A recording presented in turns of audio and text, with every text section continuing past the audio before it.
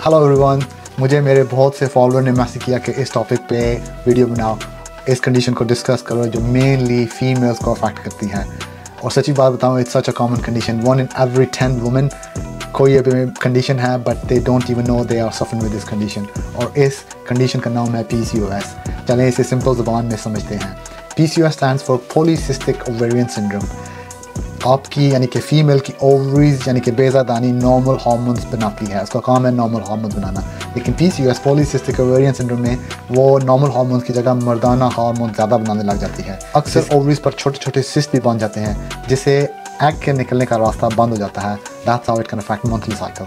तो ये था इनिशियल इंट्रोडक्शन ऑफ PCOS कि PCOS क्या है। अब इनिशियल अलामात क्या होती हैं, let's talk. Monthly cycle normally delayed होती है या मंथली पीरियड्स नहीं आते हैं।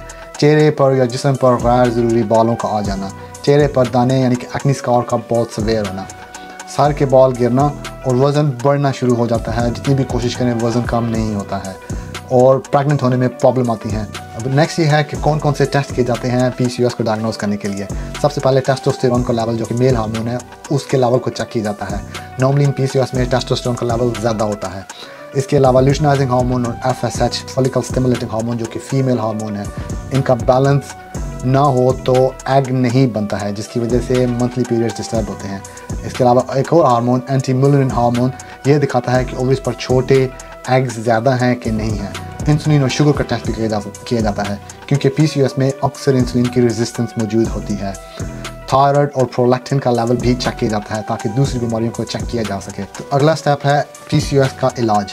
PCOS की कोई भी एक सिंगल टैबलेट नहीं है जो कि कम्प्लीटली बीमारी को क्योर कर दे, बट सबसे इम्पोर्टेंट है लाइफस्टाइल में तब्दीली। Lifestyle can make huge difference. अगर वज़न ज़्यादा है तो सिर्फ 5 से 10% वज़न कम करने से बहुत बेहतरी आ सकती है।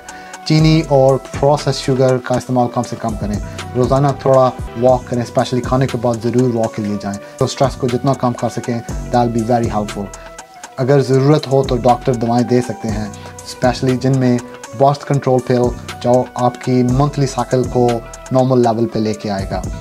इसके अलावा metformin can be very helpful. अगर इंसुलिन रेजिस्टेंस है, metformin is anti diabetic medicine that can help to decrease insulin resistance. Fertility दवा, अगर हमल की कोशिश कर रहे हो तो फर्टिलिटी की medicine can be very helpful. अगर PCOS का इलाज ना किया जाए तो आगे जाके शुगर, दिल की बीमारियों और ओवरीज का कैंसर जैसे ख़तरात बढ़ सकते हैं। तो अगर आपको ये अलामात लग रही हैं तो खामोश ना रहें, डॉक्टर से बात करें, अपना ख्याल रखें। याद रखें आपकी सेहत आपकी ओरिजिनल ताकत है। If you like this video please leave a comment below and subscribe to my channel. Thank you very much for watching.